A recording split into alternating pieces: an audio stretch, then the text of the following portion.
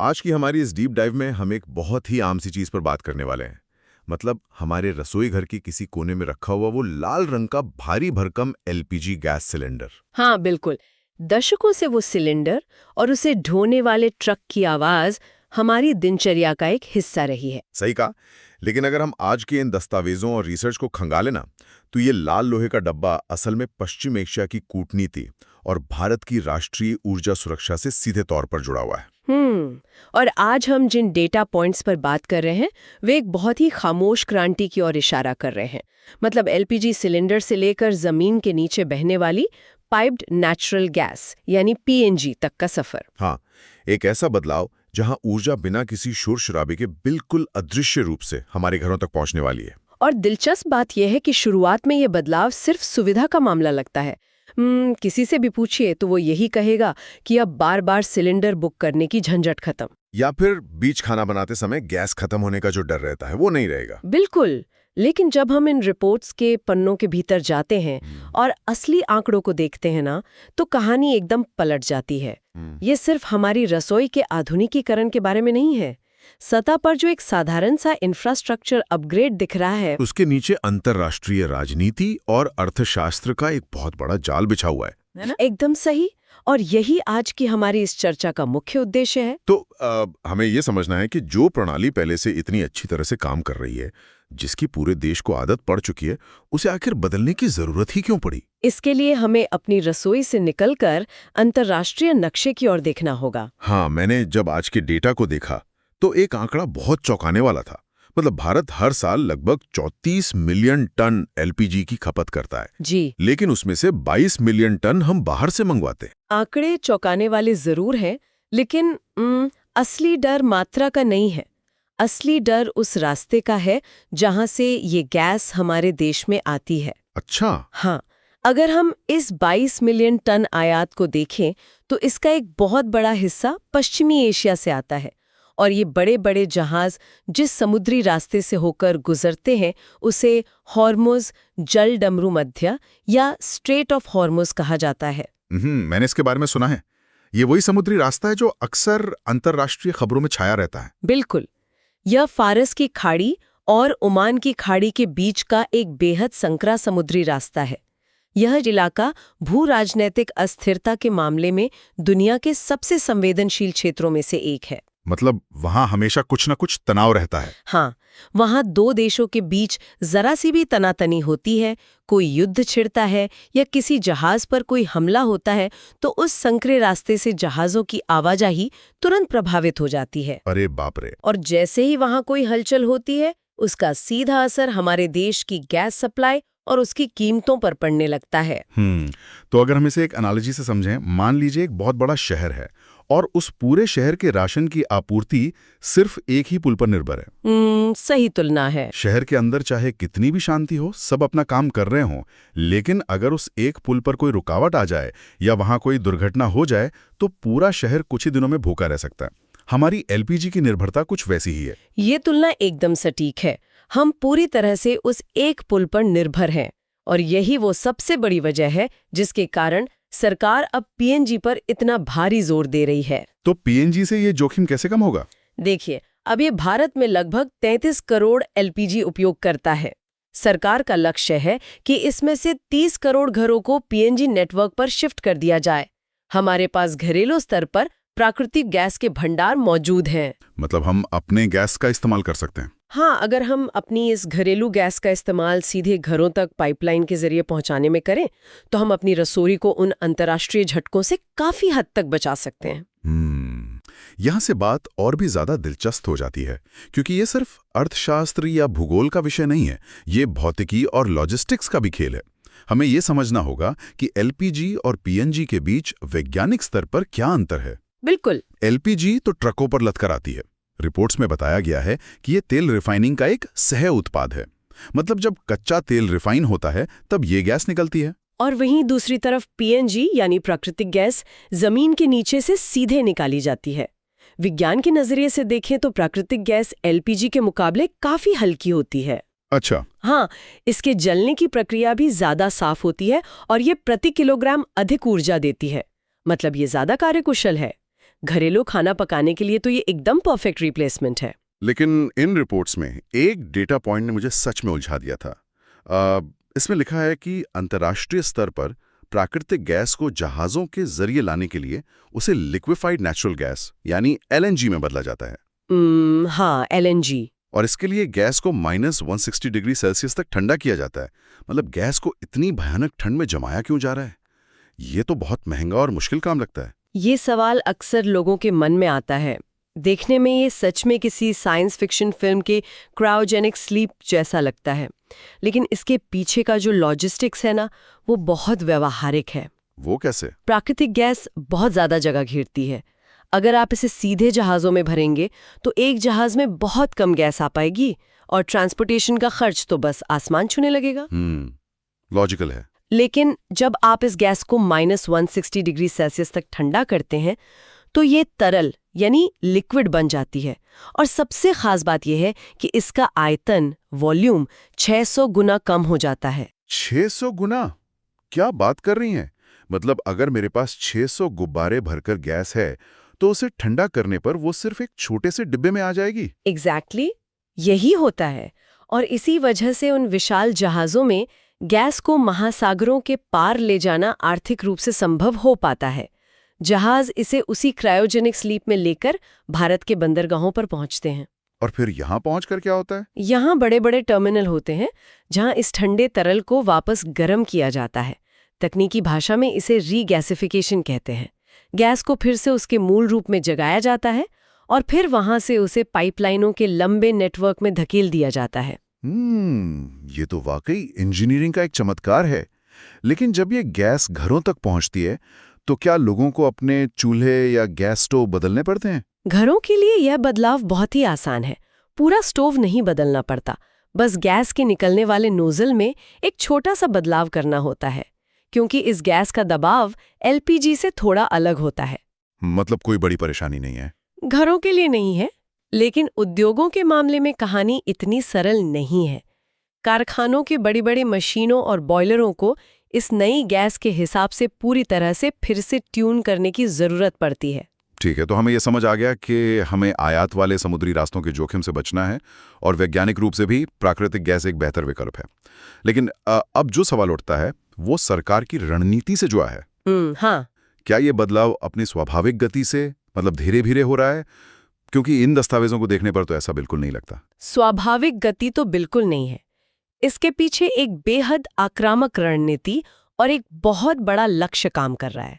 वो लक्ष्य क्या है? अगर हम बुनियादी ढांचे के मौजूदा आंकड़ों को देखें तो भारत में अभी लगभग 25,000 किलोमीटर का पाइपलाइन नेटवर्क बिछ चुका है और 10,500 किलोमीटर पाइपलाइन अभी बिछाई जा रही है। सरकार ने 2034 तक 12 करोड़ PNG कनेक्शंस का लक्ष्य रखा है। इस लक्ष्य तक पहुंचने के लिए विकास दर को मौजूदा 18% से बढ़ाकर 24% करना होगा। और यहीं पे मुझे थोड़ा रुकना होगा, क्योंकि इन दस्तावेजों में एक सरकारी मैंडेट का जिक्र है जो बहुत ही सख्त लगता है। हाँ, वो 3 महीने वाला नियम। बिल्कुल। आदेश ये है कि जिन इलाकों में PNG की पाइपलाइन पहुंच गई है और कनेक्शन उपलब्ध है, वहां लोगों को 3 महीने के भीतर अपना पुराना LPG कनेक्शन सरेंडर करना होगा। इस एक नियम के लागू होने से 60 लाख घर तुरंत PNG पर आ जाएंगे। ये बहुत बड़ा नंबर है। लेकिन मुझे ये समझना है कि क्या 3 महीने के भीतर किसी की रसोई से LPG छीन लेना, मतलब क्या ये कोई ऑर्गेनिक ग्रोथ है?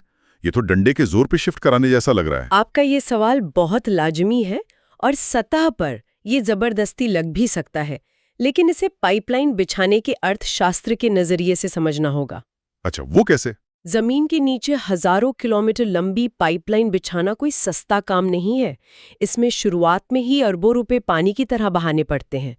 अब मान लीजिए किसी कंपनी ने एक पूरे इलाके में खुदाई करके करोड़ों रुपए लगाकर पाइपलाइन बिछा दी। हाँ। अगर लोग अपनी मर्जी से धीरे धीरे 5 या 10 साल में उस पर शिफ्ट होंगे तो वो पूरा निवेश सालों तक जमीन के नीचे बेकार पड़ा रहेगा। उस कंपनी का तो दिवाला निकल जाएगा। मतलब अगर कोई नई सड़क बना दी है और उस पर टोल टैक्स से पैसा वसूलना है तो लोगों को सड़क पर चलने के लिए धकेलना ही पड़ेगा, वरना सड़क बनाने का खर्च कभी वापस नहीं आएगा। बिल्कुल यही बात है। बुनियादी ढांचे के उस बड़े निवेश को आर्थिक रूप से सही बनाने के लिए मांग को तुरंत पाइपलाइन की ओर मोड़ना पड़ता है। समझ में आ रहा है। इसके अलावा एक और बड़ा कारण है।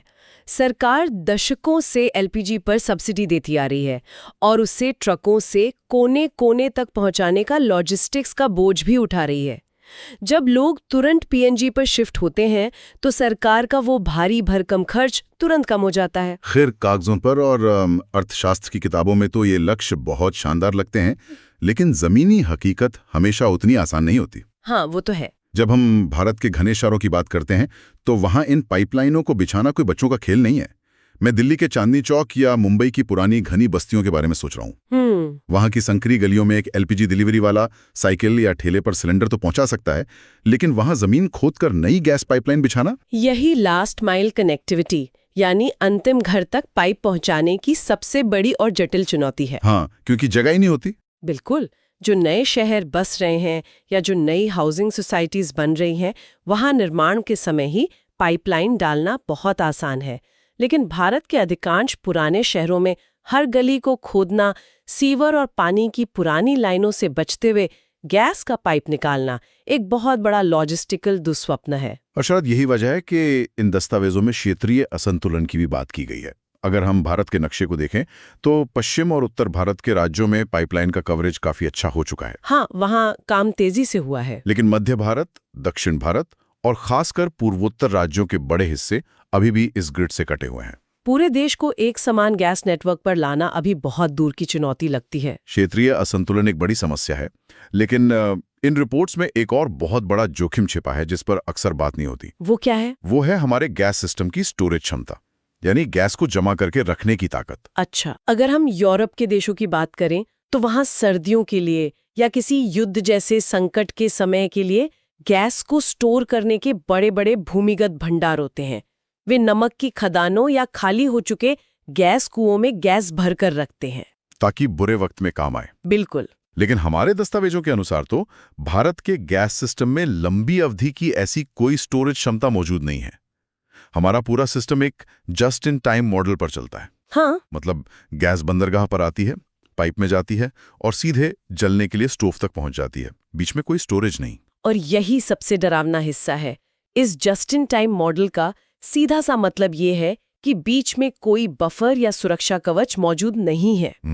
अगर पीछे से गैस की सप्लाई में कोई भी रुकावट आती है, चाहे वो हॉर्मुज जलडमरू मध्य में कोई तनाव हो, समुद्र में कोई बड़ा तूफान आ जाए या पाइपलाइन में कोई तकनीकी खराबी आ जाए, तो उसका असर सीधे और तुरंत उन लाखों उपभोक्ताओं पर पड़ेगा जो पाइपलाइन के आखिरी सिरे पर बैठे हैं। मतलब हमारा गैस सिस्टम बिना किसी सेविंग्स अकाउंट के चल रहा है।